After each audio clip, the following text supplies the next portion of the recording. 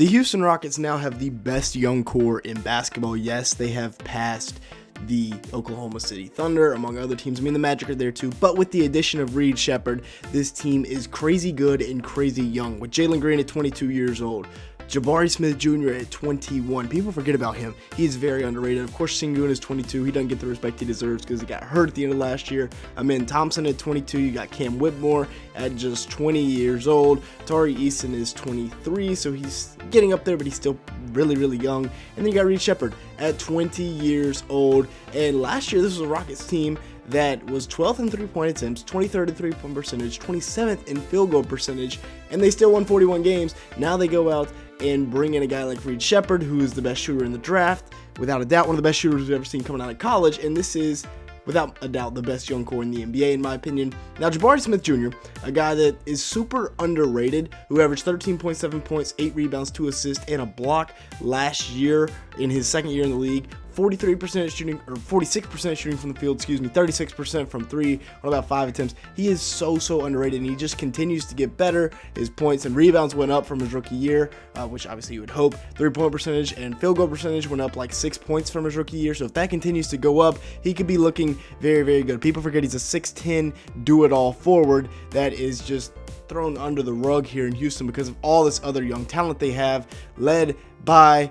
guys like Amen Thompson, Shepard. The backcourt of the future is the two that I just mentioned, and Shepard, man, he is one of the best prospects to come out of college in best shooting prospects to come out of college in quite some time, I should say. Not best prospects overall, but he averaged 12.5 points a game, 4.5 assists, 4.1 rebounds, and 2.5 steals off the bench in 29 minutes a game last year for the Kentucky Wildcats, and he showed out in the Summer League. He was, frankly, too good to be playing in the Summer League. He has passing upside, all kinds of upside, catch and shoot right there, knocking it down. Him and Cam Whitmore were a dynamic duo in the Summer League. In his first game, he went out and shot 4 for 6 from beyond the arc. Little step back here, hesitation move, questionable double dribble, but we'll let it slide. 23 points a game, 5 rebounds, 4 assists, and 3 blocks. Absolutely stuffed the stat sheet in his first Summer League game, but yeah, you're not sneaky there. You got away with one. For sure. And then coming off the screen, I really like what he does here. Coming off the screen, getting to that crossover, getting to that mid-range, a little fall away here. The mid-range is a very underrated part of his game because obviously he's so good shooting the 3-ball. I mean, generationally good at shooting the 3-ball, but he's also very nice at getting into that mid-range. Watch him here, just get to his spot, knock it down. That's a pretty good contest from Colin Castleton, who is a big guy, but watch him snake off this screen here. He refuses the first one, then gets off the second one, gets Kuzi caught up in the screen and gets right to his spot for the easy jumper, and then getting up a little bit. Got great pace. I love the pace that he plays with. Watch this right here. Just going to take what the defense gives him. Nice little floater. Once again, going to take what the defense gives him. They cut him off. He finds the backdoor cutter. And, I mean, they looked perfect together in the Summer League. Whitmore and Shepard did. I mean, look at this. All the attention goes to Whitmore, Shepard. You can't leave him alone for the catch and shoot 3. If it's a catch and shoot 3, just go ahead and take it out of the net. We're going the other way. And then in transition, pushing the pace a little bit, waits. You see the pace, waits for Cam Whitmore to get down the court, and oh my goodness, that was tough. He's just too good for the Summer League, flat out. Both of them were. He looks like the kid that shouldn't be on JV, that's on JV out there dominating, just cherry picking, going up for easy dunks. Good. He's a freak athlete as well. He's going to be a great contributor for the main Rockets team this season. Great cut here again. That's a 7'2" Moses Brown as well that he's just throwing it down. That you can't teach that. We'll just go with that. Cam Whitmore is going to be a monster this year. One of the least frequent passers in the NBA last year with 0.7 assists. Pretty much the possession ends once he gets the ball, but he averaged 13 points in a very small amount of minutes. Very good numbers.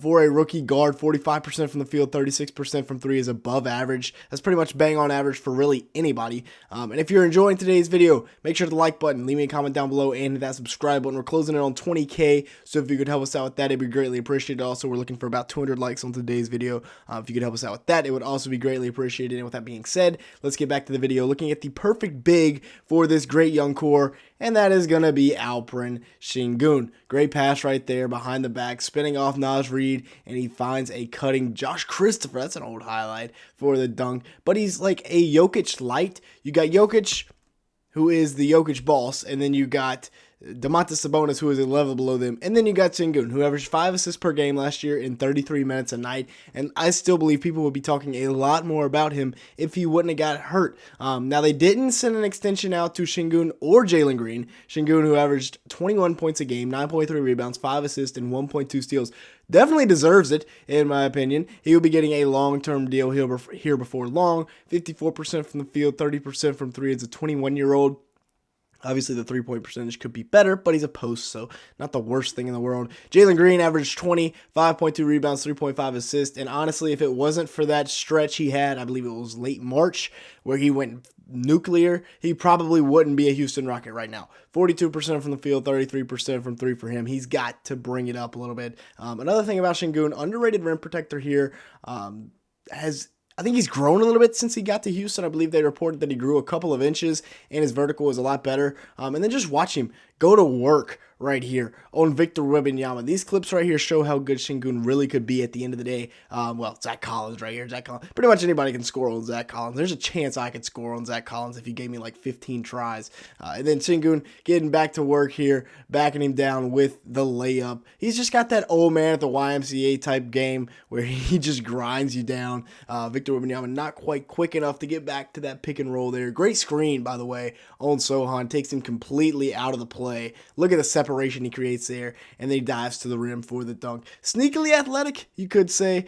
And then you got Alpren Thompson, who kind of gets thrown under the radar as well because, of course, they brought in Van Vliet. They got all these other guards. They bring in Shepard. But I think Alpren Thompson has so much potential. Look at the pass right here. Great outlet pass. He averaged 9.5 points, 6.6 rebounds, 2.6 assists, and 1.3 steals per game. If he's doing that, if he's getting to his spots in the mid-range, he's going to be really tough to stop. 54% shooting from the field in 22 minutes a game last year. And he's still a natural point guard.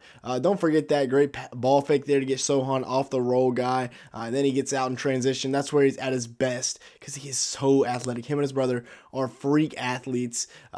Good cutter right here as well, as you can see off the pass. Is that Jayshawn Tate with the pass? And then once again, getting to his spot in the mid-range. If he starts to do this, he can be a really nice piece for the Rockets next year. But it's just yet another piece of that young core that they're growing and developing right now in Houston, a team that won 41 games last year, and I think they're going to be much better this year, potentially even a playoff team because they have a great young core. They also have some really good veterans. You talk about Fred VanVleet, Dylan Brooks, Steven Adams, who we haven't talked about. Nobody's really talking about ever since. Some people probably still think he's on the Grizzlies, but this is going to be the starting lineup, probably running it back. Maybe they make a change at shooting guard halfway through the year or something if Jalen Green's not playing well. But this is a good starting lineup. This is a starting lineup that won you 41 games last year, and I think they can do a lot more of the same next year. You got Alpren Thompson, Reed Shepard, Cam Whitmore, of course, off the bench, Tari Eason, and then Steven Adams as your backup five. That's a really, really good lineup there. I like this a lot. I love this Houston team next year. They also have a good amount of picks in the future. And with that being said, that's going to be it for today's video. Y'all let me know your thoughts on the Rockets down below. Do you think they can make the playoffs this year? I think they can. But with that being said, that's going to be it for today's video. Hit that like button, hit that subscribe button. And with all that being said, thanks so much for watching today's video.